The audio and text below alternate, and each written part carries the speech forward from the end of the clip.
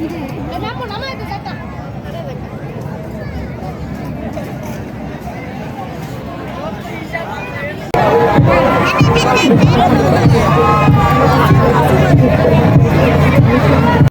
আজকে যাচ্ছি মেলাতে, সবাই রেডি হয়ে গেছে, এখন বাসা থেকে বের হলো।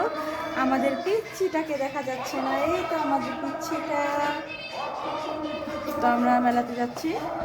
আসসালামু আলাইকুম, আমি শারাফিন মুক্তা। আশা করি সবাই ভালো আছেন, আপনাদের আমিও ভালো আছি। তো সবাই মিলে মেলাতে যাচ্ছি, তো বাসা থেকে বের হয়ে গেছি। আমরা চৌরাস্তায় এসে পড়েছি, এত জ্যাম, কারণ আজকে বিএনপি দলের সভা হচ্ছে, আমাদের স্কুলে অনুষ্ঠান হচ্ছে ওইখানে, তাই এই জন্য গাড়ি ঘোড়া সব বন্ধ করে দিয়েছিল। তো রিক্সা, তারপরে অটো রিক্সা এগুলো চলছিল, আর দেখেন পায়ে হেঁটে মানুষজন যাচ্ছিল দেখার জন্য। জ্যামের জন্য সামনে আগানো যাচ্ছিল না, তো একটু একটু করে থেমে যাচ্ছিলাম। তো আমরা চৌরাস্তা থেকে আমরা 1 নাম্বার সেমবিতে যাব, ওইখানেই মেলা হইতেছিল। তো এখন মোটামুটি জ্যাম কিছুটা ছেড়ে দিয়েছে। তো এত জ্যাম মানে এগিয়ে যেতে পারতেছিলাম না। দিয়ে আম্মু ফোন দিছিল যে মামার দোকানে নামার জন্য, জুতা নেওয়ার জন্য। তো সেই জন্যই আগে 1 নাম্বার সেমবি নেমে তারপর মামার দোকান হয়ে তারপর যাব।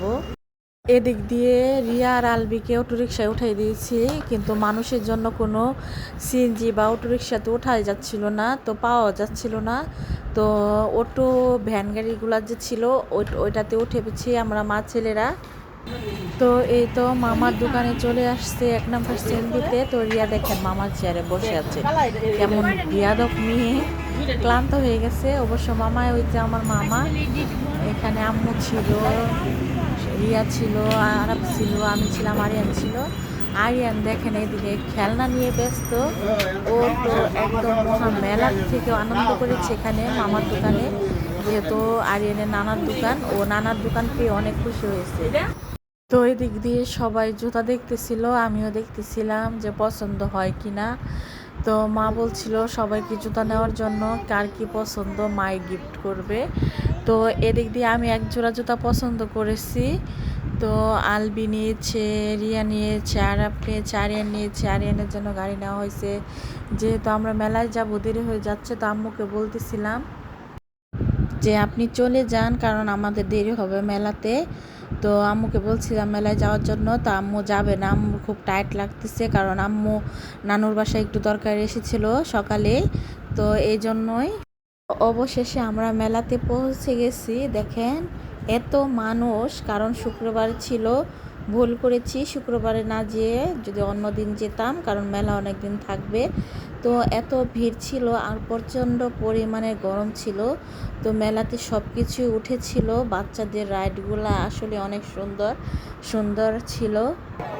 ও রিয়া, আরাপ আর আলবি ওই নৌকাতে ওঠার জন্য এত বিশাল লাইন, ওরা দাঁড়িয়ে আছে। আমি দূরে চলে আসছি, দাঁড়িয়ে দেখতেছিলাম। এই নৌকাতে আমি জীবনও উঠবো না, আমি প্রচণ্ড পরিমাণের ভয় পাই।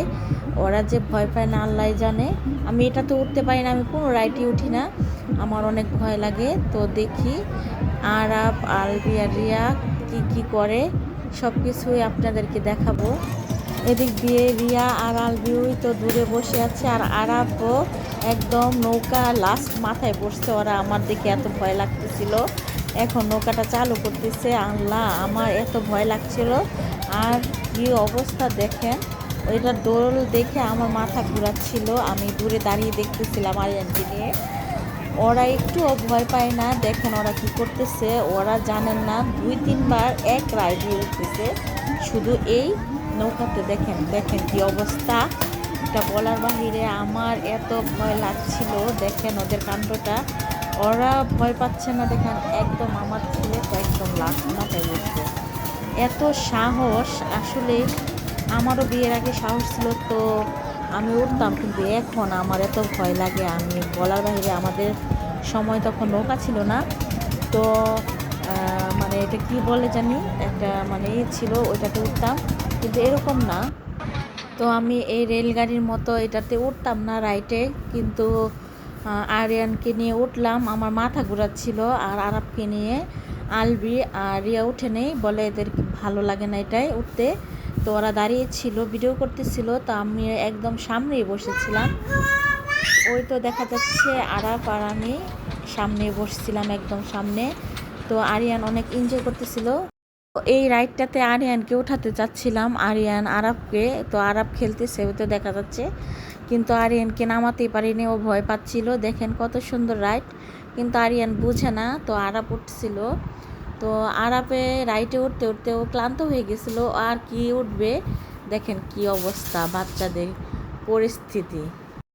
তো এদিক দিয়ে আমার ছেলে জাম্পিং এ উঠছিল, এটাতে আমার ভয় লাগে, বাচ্চাদের হাতে পায়ে ব্যথা পায়। দেখেন কি একটা পরিস্থিতি, ও যে কি করে বাচ্চাদের মতো ও এখানে খেলাধুলা করতেছিল, অনেক রাইটে উঠতেছিল। রাইটে উঠে দেখেন কি অবস্থা, আমি তো দাঁড়িয়ে দাঁড়িয়ে দেখতেছিলাম। আমি আর আরিয়ান শুধু দেখার পালা, কারণ আমরা কোথাও উঠতে পারতেছিলাম না, ভয় পাই। আর বাচ্চাদের রাইডে তো আর ওঠা যায় না, আর আমি তো এগুলো ভয়ই পাই। কিন্তু আরিয়ান তো দেখে খুশি হচ্ছিল, উঠতে চাচ্ছিল না, ও কিছুই করতে চাচ্ছিল না।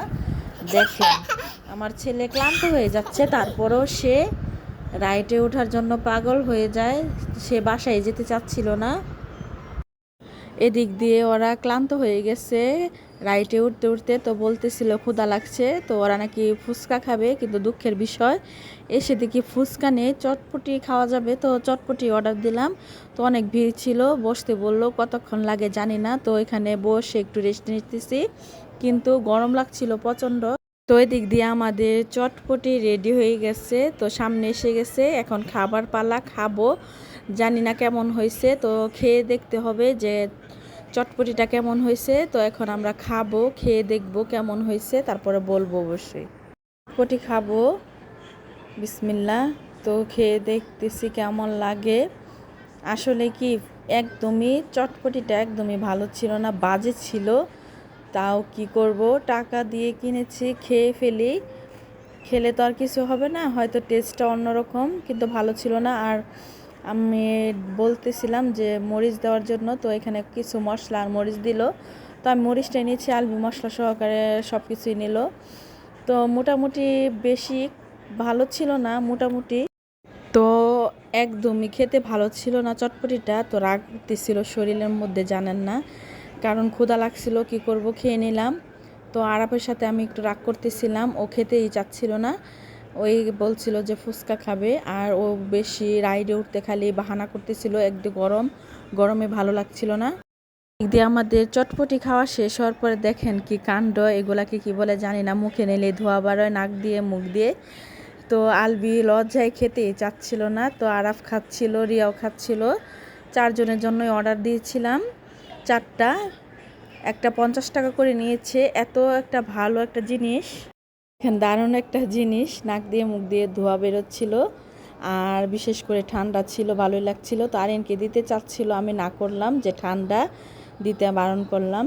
তো এটা খেয়ে আসলে অনেক ভালো লাগলো, ঠান্ডা লাগলো, আশ্চর্য একটা জিনিস।